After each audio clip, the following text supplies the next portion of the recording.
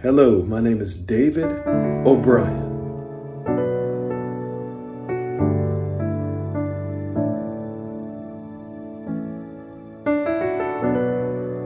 And I'm here for your success in the areas of purity.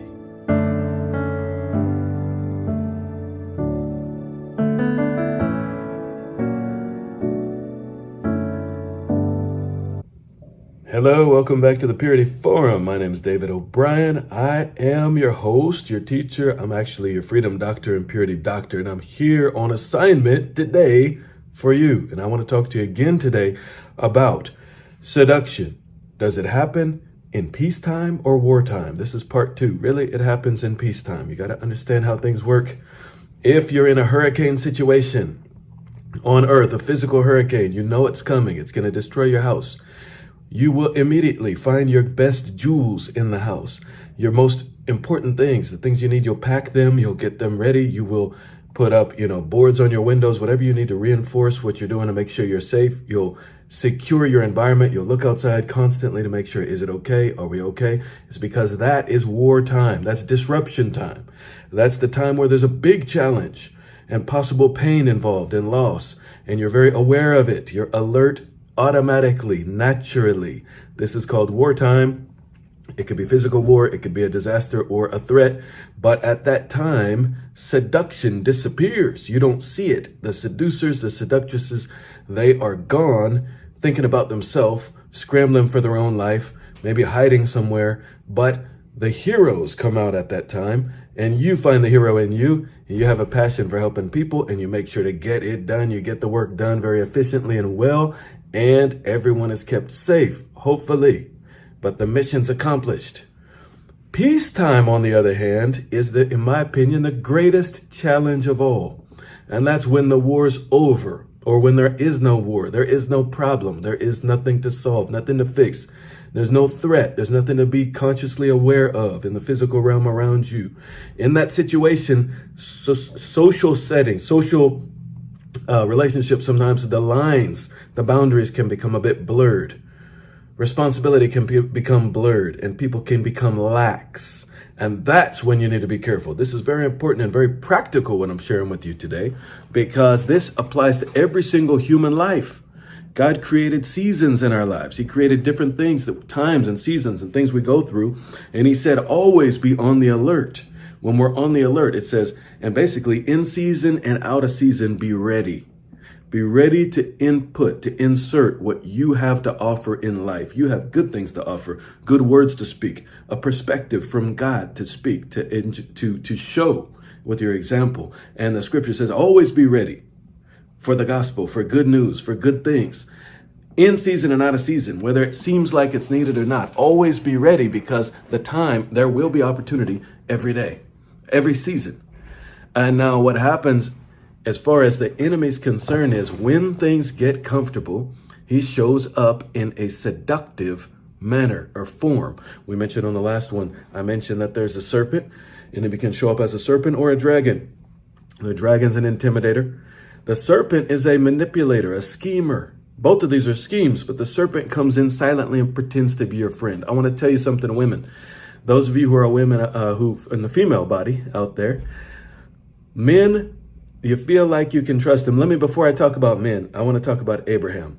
Abraham was sent, he was asked by God, he told by God, get up, go to a place I will show you, and he obeyed. That opened him up for the greatest blessings that could ever exist. And they came from outside of this realm, outside of the human physical realm, and they came into his life forever.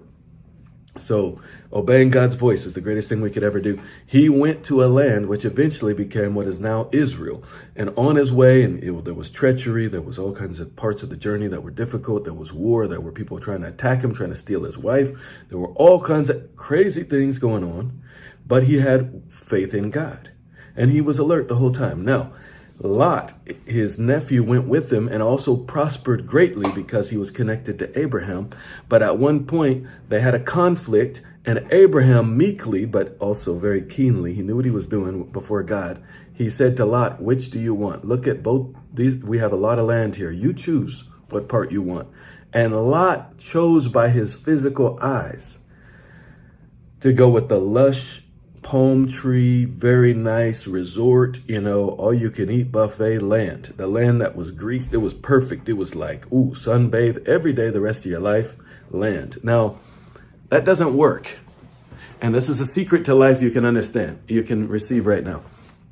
And the reason why sunbathe every day in your life doesn't work is because pleasure works, it has ups and downs. If you have a certain kind of pleasure, let's say ice cream, you love ice cream, but if you eat it every meal, your ability to enjoy it will decline. That's how it works. This is how pleasure works.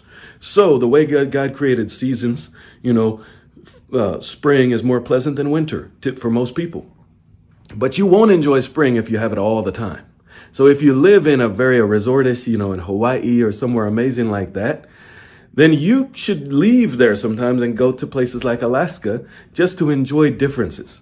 So that's just a secret I want to share with you. But listen, Lot and Abraham had this split, and Lot left, and he chose the lush, perfect, beautiful, wonderful, rich-looking land. He was thinking by physical eyes, physical riches, and he missed out on what God had for him. And what ended up happening was Abraham was on it looked like it was rocky, stony ground, but it was level ground for him, for alertness, for him and God. And Lot ended up in Sodom. He chose Sodom and Gomorrah, that area, and it was just so nice. Oh, pleasing the flesh, the physical body, the senses. But eventually, his family, his mind, his life got slaughtered. He lost his alertness. He lost his ability to work. He lost his ability to fight. He could not fight.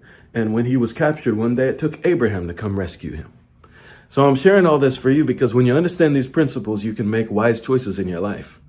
Never step on someone to get to where you're going.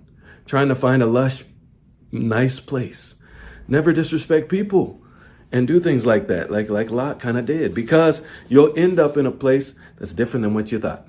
Because there are serpents and snakes there that only you can't even see them. They're camouflaged and they show up, they bite your daughters. That's what happened with Lot. His daughters, they went down in the sexual area.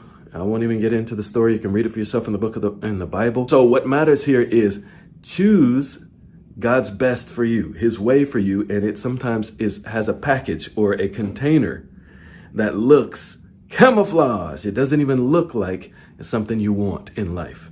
When God tells you to do something, go do it, because you'll find a mix. What seems like hard seems like wonderful. But what matters is God is in it constantly. You're in it. Your faith is in it. And your alertness is there. And then he's protecting you throughout.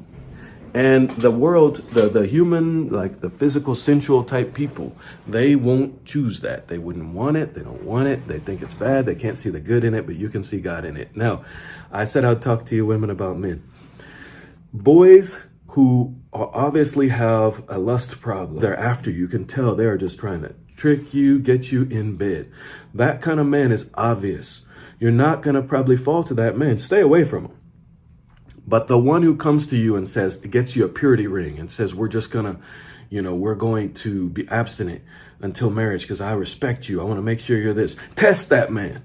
Test him, because that is not wartime. That's peacetime. And there's a very good chance he's a schemer and he's after you in a worse way. And he'll leave you like a slug leaves with a trail of nastiness. Don't fall to that man.